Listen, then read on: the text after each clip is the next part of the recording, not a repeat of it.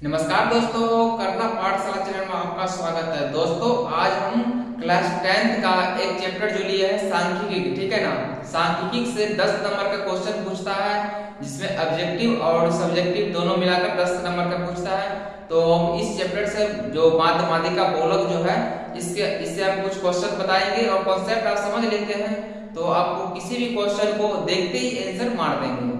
तो यह वीडियो आपके लिए बहुत ही इम्पोर्टेंट होगा, तो आप हमारे साथ अंत तक बने रहिए। मात्र 10 मिनट का वीडियो होगा और एक होगा, ठीक है ना।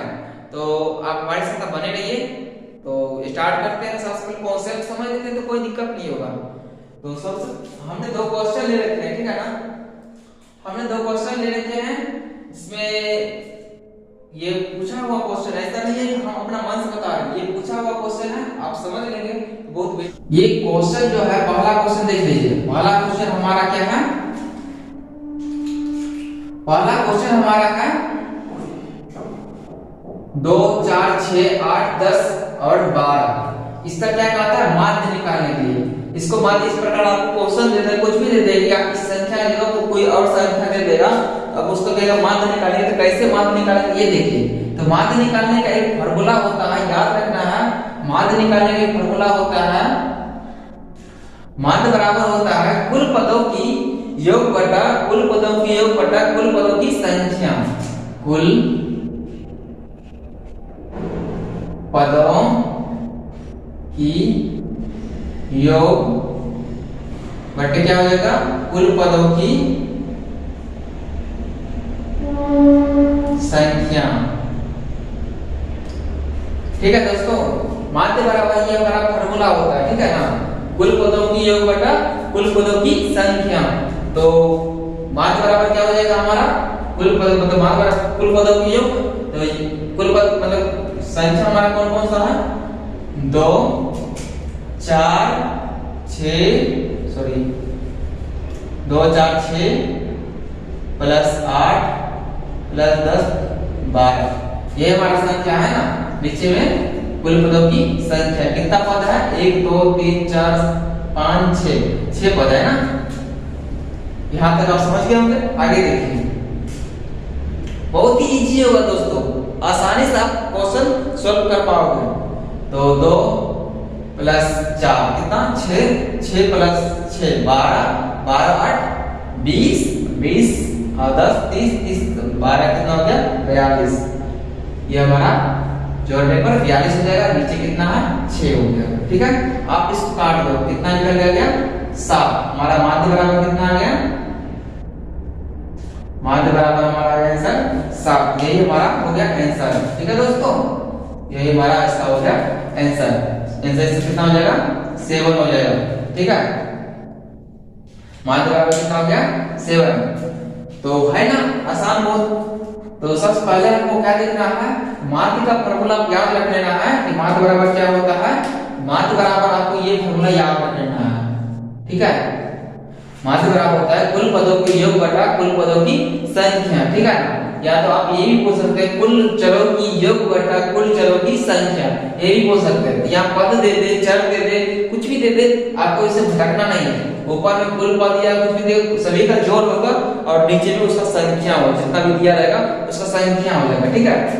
तो उसको खास ज्यादा कुछ नहीं किए हैं, जो दिया है क्वेश्चन उसी को हम जोड़ दिए हैं, ठीक है ना। जो क्वेश्चन दिया है उसी को ऊपर में जोड़ दिए और नीचे कुल जितना संख्या था उसको लिख दिए मैंने, ठीक है। उसके बाद कितना जोड़ने में जितना आया उसको काट दिए, जो आंसर आया हमारा वही हो गया हमारा आंसर, ठीक है। तो हमारा आंसर कितना हो गया? 7 हो गया। अगला क्वेश्चन देखिए। अगला क्वेश्चन क्या है? 3 7 6 4 8 2, ठीक है ना। ये क्वेश्चन हमारा हो गया। इसका क्या कहता है? माध्य ज्ञात करने के लिए। ये क्वेश्चन है माध्य ज्ञात करने के लिए। इसको कैसे निकालें? ये हमारा माध्य बराबर हो जाएगा, इसका क्या हो जाएगा? 3 प्लस 7 प्लस क्या है? 3 प्लस 7 प्लस 6 प्लस 4, 6 प्लस 4, ठीक है दोस्तों। 8 प्लस 2, ठीक है। तो ये हमारा क्वेश्चन जो है उसको उतार दिए, उसको जोड़ कर दिए, प्लस करते हैं। उसके बाद नीचे कितना होगा? 1 2 3 4 5 6 है ना। 6 पद लिख दिए। उसके बाद क्या करना है ये देखिए। उसके बराबर कितना होगा टोटल जोड़ने पर? 7 3 10, 6 16, 16 4 20, 20 8 28 2 30, 30 बटे 6, 30 बटे 6 हो गया। इसको काट दो, कितना हो गया हमारा? 6 5 30, 5 आ गया ना। तो माध्य बराबर क्या हो जाएगा हमारा? इसका आंसर कितना हो जाएगा? माध्य बराबर हमारा इसका हो गया 5, इसका हो गया माध्य बराबर कितना निकला? 7। ठीक है दोस्तों, तो आई होप आप समझ चुके होंगे कि माध्य कैसे निकाला जाता है। तो इसके बाद हम देखते हैं माध्यिका। ठीक है दोस्तों, माध्यिका। तो माध्यिका में सबसे पहले क्या होता है? संख्या को आपको कुछ संख्या दे देगा, जैसे मान लो 2 3 7 4 5, इस प्रकार कुछ संख्या दे देगा माध्यिका में। ठीक है ना। तो माध्यिका जब कहेगा इसको निकालने तो सबसे पहले आपको क्या करना है? संख्या का जो आंकड़ा जो दिया रहेगा उसको क्या करना है कि आरोही क्रम में, मतलब बढ़ता हुआ क्रम आपको इसको सबसे पहले लिख लेना। बढ़ता हुआ क्रम मतलब कैसे लिखेंगे? 2, ठीक है दोस्तों, 2 3, उसके बाद 4 5, तो क्या होगा? 7, 2 3 4 5 7, ये हमारा हो गया बढ़ता हुआ क्रम। ठीक है ना। सबसे पहले क्या करना है? संख्या को आरोही क्रम, मतलब आरोही क्रम को सबसे पहले लिख लेना। आरोही क्रम, आरोही क्रम को क्या कहते हैं? बढ़ता हुआ क्रम।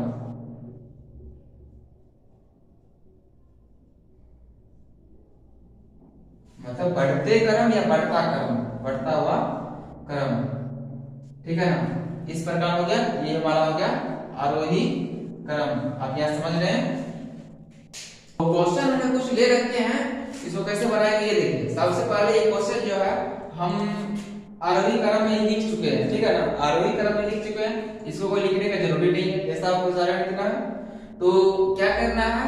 लेफ्ट साइड और राइट साइड बराबर बराबर भागों में बांट देंगे। जब भी विषम संख्या में रहेगा पद तो हम क्या करेंगे? लेफ्ट साइड और राइट साइड दोनों संख्या क्या करना? बराबर बराबर भागों में बांट देंगे। बराबर बराबर भागों में बांटते हैं। ठीक है, देखिए इधर से भी 3 छोड़ दिए, इधर से भी 3 छोड़ दिए। ठीक है ना। बीच से एक संख्या बच गया, ये हमारा क्या हो गया? माध्यिका। तो माध्यिका बराबर हमारा क्या हो गया? माध्यिका बराबर क्या हो गया हमारा? 9। ठीक है दोस्तों, माध्यिका बराबर 9। क्या किया हमने? लेफ्ट साइड और राइट साइड को बराबर बराबर भागों में बांट दिए। जो बीच की संख्या बची है वही हमारा हो गया माध्यिका। ठीक है। तो उसके बाद क्या अगला क्वेश्चन देखिए। उसके बाद अगला क्वेश्चन जो है ये तो सम में, ये विषम में तो आसानी से आप निकाल लिए, और सम में रहेगा कि कैसे निकालेंगे ये देखिए। सम में क्या करना है? सम में क्या है? इसको आरोही आरोही क्रम में लिख दीजिए, बढ़ते हुए क्रम में। तो बढ़ते हुए क्रम हमने लिख चुके हैं पहले से। तो बराबर बराबर भागों में होते कितना? 1 2 3 4 5 6 7 8, तो 4 4 भागों दोनों साइड पर। 1 2 3 4, 1 2 3 4। ठीक है ना। तो 4 4 हो गया, तो दोनों साइड से एक एक, मतलब इधर से भी एक, इधर से भी एक। ठीक है, ये दोनों संख्या बीच का बच गया ना। तो दोनों संख्या हमको क्या करना है? तो इसको जब इस टाइप का सम में क्वेश्चन दे देगा तो इसको कैसे बनाएंगे ये देखिए। सम में देने के लिए इसके लिए फॉर्मूला जो होता है ये लिख दीजिए। माध्यिका बराबर होता है, माध्यिका बराबर होता है ये कट और ये। ठीक है ना, ये प्लस ये, मतलब 9 + 10, 9 + 10/2 कर दो। ठीक है ना, 9 + 10/2 कितना हो जाएगा हमारा आंसर? तो 19/2। तो इसको काट देने पर कितना आ जाता है? तो 9 दूनी 18, 9.5, ये हमारा हो गया आंसर। ठीक है ना। इसका आंसर निकल के आ गया हमारा 9.5। हमने क्या किया? इसे यह सम संख्या में दिया हुआ है। ठीक है ना। 4 मतलब 8 संख्या, 8 पद दिया जाएगा। जब 8 पद दिया रहेगा उसमें क्या करना? 8 पद दिया तो सम पद दिया रहेगा, तो उसमें क्या करना है कि बराबर बराबर भागों में हमको दोनों साइड बांट देना है।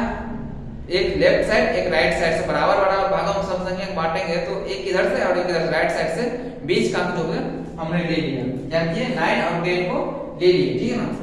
और 9 और 10 + 2 कर दिए। माध्यिका का होता है जिसे दोनों संख्या जो बीच का आएगा वो बीच की संख्या ले लिए प्लस करके, और नीचे में बट्टा कर दिए, जो जोड़ के आया उसको भाग देने पर जो आंसर आएगा तो ये हमारा हो गया माध्यिका। ठीक है, तो आई होप आप माध्यिका भी समझ चुके होंगे। इसके बाद हम समझेंगे बहुलक। माध्य समझ के, माध्यिका भी समझ के, अब हम सीखेंगे बहुलक। बहुलक के जो क्वेश्चन, 2 क्वेश्चन ले रखे हैं, तो सबसे पहले बहुलक में क्या होता है ये देखिए। बहुलक में जो होता है, जो आंकड़ा हमको दिया रहेगा, जो पद हमको दिया रहेगा, उसमें जो जिस चर का संख्या बार बार रिपीटेड हो, ठीक है ना, जिस चर की संख्या बार बार आता है वही हमारा क्या होगा बहुलक। तो देखिए पहला इसमें कहेगा आपको बहुलक निकालना है, संख्या कुछ दे देगा, जैसे हमने कुछ संख्या ले रखे हैं, इसमें कह रहा है बहुलक निकालेंगे ज्ञात करने के लिए। तो बहुलक इसका क्या हो जाएगा, जो बार बार रिपीटेड हो, ठीक है, जो बार बार आया है उसी को कहेंगे बहुलक। देखिए 3 कितने बार है, 1 2, ठीक है ना, उसके बाद 1 एक ही बार है, 5 1 2 3 बार है, 6 एक ही बार है, इसीलिए हमारा बहुलक क्या हो जाएगा, इसका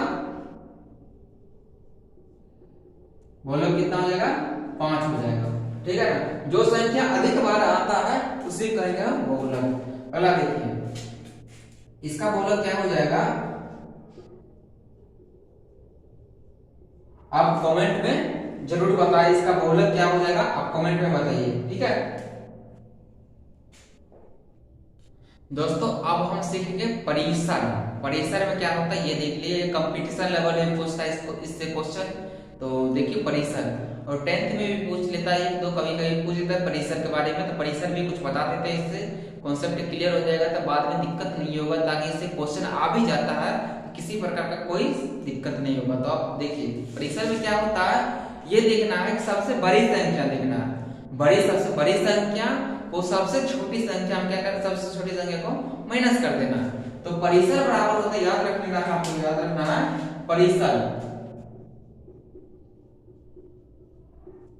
परिसर बराबर क्या होता है कि बड़ी संख्या, ठीक है दोस्तों, क्या बड़ी संख्या माइनस छोटी संख्या।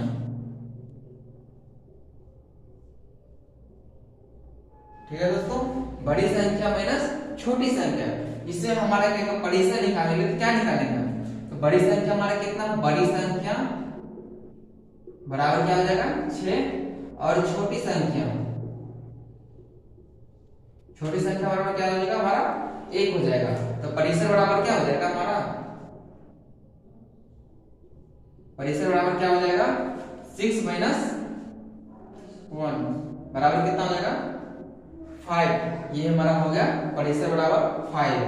अगला क्वेश्चन देखिए, अगला क्वेश्चन क्या होगा, देखिए परिसर बराबर क्या हो जाएगा, इसमें देखिए बड़ी संख्या से क्या है, बड़ी संख्या बराबर हमारा 7 है, और छोटी संख्या बराबर हमारा कितना है 1 हो गया।